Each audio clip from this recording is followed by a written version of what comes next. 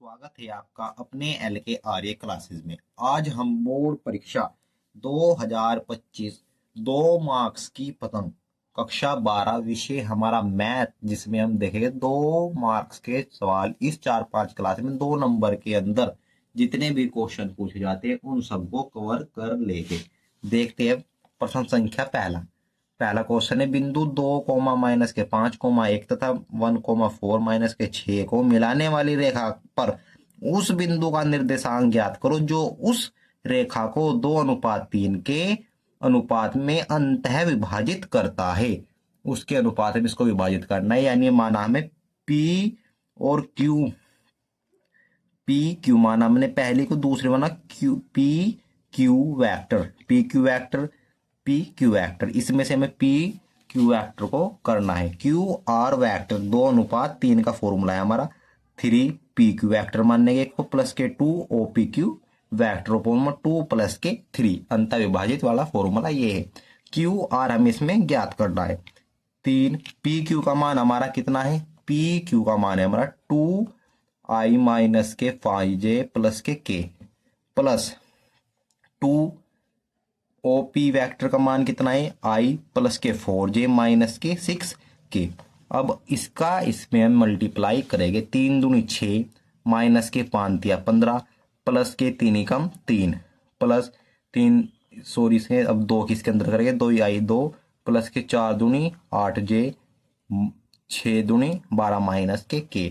अब इन सबको जो आई के हम उनको जोड़ देंगे। एक आएगा ये और एक आएगा ये। 1 2 और 6 कितने हो जाएंगे? 8i। फिर माइनस के अब जे वाले में से हम इसको घटा रहे 15 में से 8 गए, बचे हमारे माइनस के 7j। अब 9 और 3 माइनस, ये प्लस का ये माइनस का 3 में से 12 जाके बचे माइनस के 9k अपॉन 5 हमारा फाइनली आंसर। प्रश्न संख्या देखते हैं दूसरा। मोस्ट इंपोर्टेंट सवाल है, अवकल समीकरण से हर साल पूछा जाता है। log d upon d x equal to 3x plus के 4y को हल कीजिए। log d upon d x dy upon d x equal to 3xy d upon d x e, इसको ई मान लेंगे हम, ई 3x प्लस के 4y। इसका अवकलन करेंगे हम dy अपॉन डी एक्स, इसका करेंगे 3xy माइनस के, इसको भी अलग करेंगे 3y dy अपॉन इसको इसके नीचे ले आएंगे और dx की इसके साथ करेंगे और dx का इसके साथ हम समाकलन करेंगे। माइनस के से ऊपर ले जाएगा, माइनस के 4 हो जाएगा, ये ऊपर ही रहेगा 3 माइनस के x। जब इसका ऊपर है तो इसका एक समाकलन करेंगे तो एक माइनस ऊपर एक इसका नीचे आ जाएगा, सेम इसका भी ऊपर नीचे आ जाएगा सेम। इसको हम बाहर निकाल लेंगे, ई माइनस के 4 रहेगा इजकल टू इसको एक 3 को बाहर निकाल लेंगे 1/3 3x square. Most important question है प्रश्न संख्या 3। ये अवकलन समीकरण बहुविकल्प प्रश्न है। प्रश्न संख्या 3, अवकल समीकरण D upon d x upon इतना आता है, इसकी कोटि क्या होगी? इसकी कोटि बताइए कौन सी होगी? जिसकी घात ज्यादा होती है वही उसकी कोटि होती है। जो जिसकी जितनी घात होती है उसकी इतनी ही कोटि होती है। इसकी घात सबसे ज्यादा कहाँ है? इसमें 2 है डिग्री इसकी भी यहाँ कितनी है डिग्री? 2। तो हमारी इसकी घात कितनी, कोटि कितनी होगी इसकी? 2। इसकी कोटि 2 होगी। प्रश्न संख्या 4, परवलय वाई स्क्वायर, ये मोस्ट इंपोर्टेंट सवाल है। परवलय वाई स्क्वायर अपॉन एक्स, उसका नाभिलंब से घिरा हुआ क्षेत्र का क्षेत्रफल ज्ञात कीजिए। घिरे हुए क्षेत्र का इसका चित्र है, आप चित्र से करेंगे तो बहुत अच्छे से आपको समझ में आएगा। ये 0 से होकर एक रेखा जा रही है वाई एक्स, इसका नाम है a,0 से जा रही है, इसके क्षेत्रफल हमें ज्ञात करना है।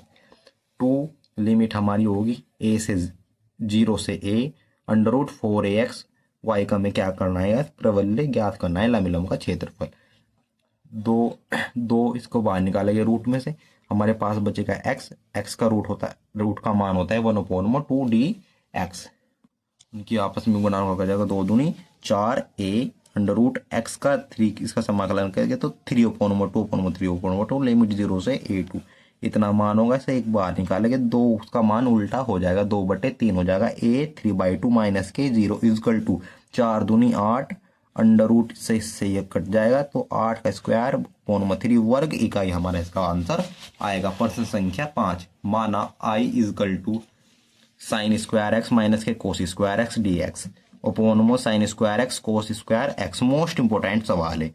i अपॉन एक्स तो साइन स्क्वायर एक्स इसके एक बार इसके नीचे रखे प्लस के कोस स्क्वायर एक्स, एक बार ये इसके नीचे, इस कोस से ये कोस खत्म, इस साइन से ये साइन खत्म, हमारे पास बचा सिर्फ कोस 1 कोस का मान होता है sec square x upon d x, sine x का मान होता है cosec square d upon d x.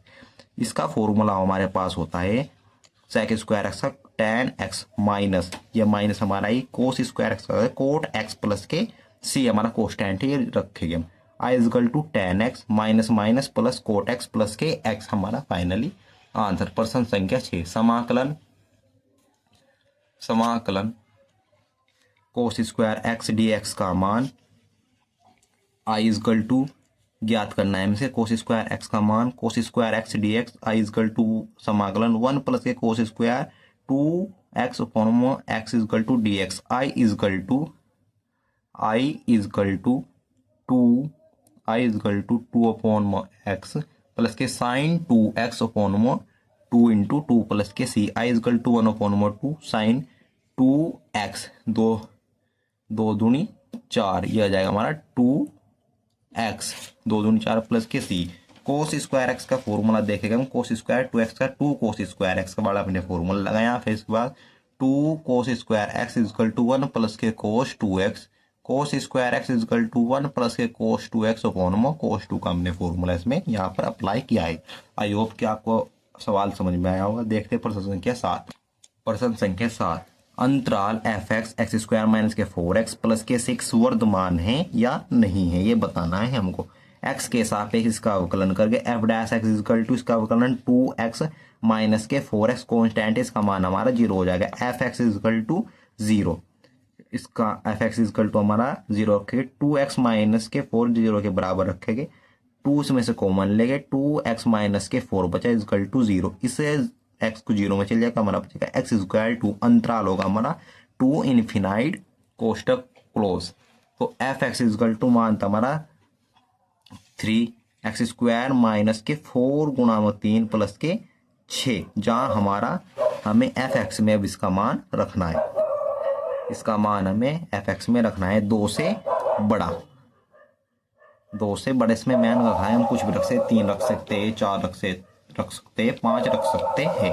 X square F x में इसका मान रहेगा 3x स्क्वायर माइनस के 4 गुना जहाँ x है वहाँ हमें 3 का मान रखना है, जहाँ जहाँ x है वहाँ x इजकल टू में जहाँ 3 है वहाँ x है वहाँ हमें 3 का मान रखना है, 3 रखना है। तो इसमें हो जाएगा 9 में से 12, 12 में से 9 गए हमारे 3 बचे माइनस के 3 प्लस के 6 इजकल टू, हमारा क्या होगा वर्धमान होगा, क्योंकि 0 से बड़ा है तो हमारा वर्धमान होगा। प्रश्न संख्या 8, एक धन का आयतन 9 सेंटीमीटर की क्यूब सेकंड प्रति सेकंड की दर से बढ़ रहा है, यदि इसके कोर की लंबाई 10 सेंटीमीटर हो तो इसके पृष्ठ का क्षेत्रफल किस दर से बढ़ रहा है।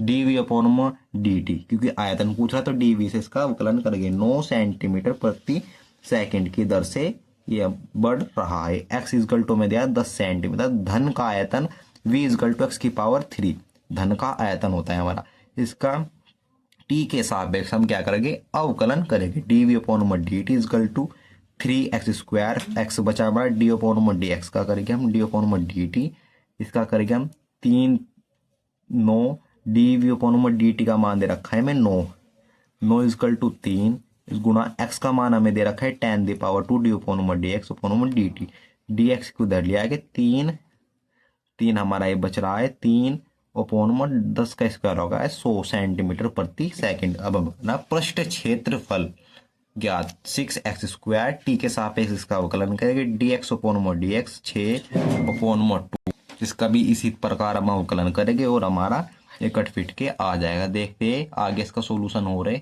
D x upon D T 18/15 centimetre square पर अपॉन सेकंड इसका फाइनल आंसर होगा। देखते हैं प्रश्न संख्या 9, वाई अपॉन ई कोस एक्स स्क्वायर का अवकलज गुणज क्या, x के सापेक्ष अवकलन करने पर D upon d x e cos x square की पावर, इसका हम अवकलन करेंगे, इसको एक बार रोकेंगे, एक बार इसका अवकलन करेंगे, d upon d x x square, d upon d y upon e x e cos x का स्क्वायर माइनस के sine x square d upon d x. अब ये बचाया हमारा, इसका हम स्क्वायर करेंगे, ई कोस एक्स ये जुका तू माइनस के साइन एक्स स्क्वायर ये जुका तू प्लस के इसका होगा अवकलन 2x, ये हमारा क्या होगा फाइनल आंसर। प्रश्न संख्या देखते हैं 10, ए इजकल टू इतना आयु दिया है, बी का इतना मान 2a प्लस के 3x, तो बराबर हमें 5b दिखाना है।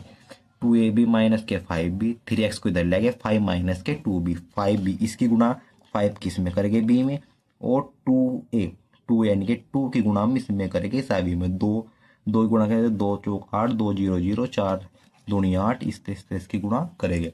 देखते हैं 3x इजकल टू हमें क्या कह रहा है, 3x टेन दी पा 3x इजकल टू 10 आयु दिया है इतना इतना, ये वाला आयु और ये वाला आयु में से हम इसको घटा देंगे। 3x इजकल टू इसका घटाने में हमारे पास ये आएगा, तो x इजकल टू 1/x। अब हम इससे इसको भाग देंगे, चाहे ऐसा ही छोड़ देंगे, x इजकल टू इतना इतना हमारे पास ये आयु आ जाएगा, माइनस के 6x माइनस के 10 12 14 माइनस 31 और 18। आई होप कि आपको वीडियो अच्छी लगी हो। अगर आपको वीडियो अच्छी लगी हो तो हमारे चैनल को लाइक करें, शेयर करें, सब्सक्राइब करना ना भूलें। पेपर में इस 2 मार्क्स की पतंग से बाहर 2 नंबर में आपसे नहीं पूछा जाएगा। धन्यवाद। कमेंट में जय हिंद लिखना ना भूलें।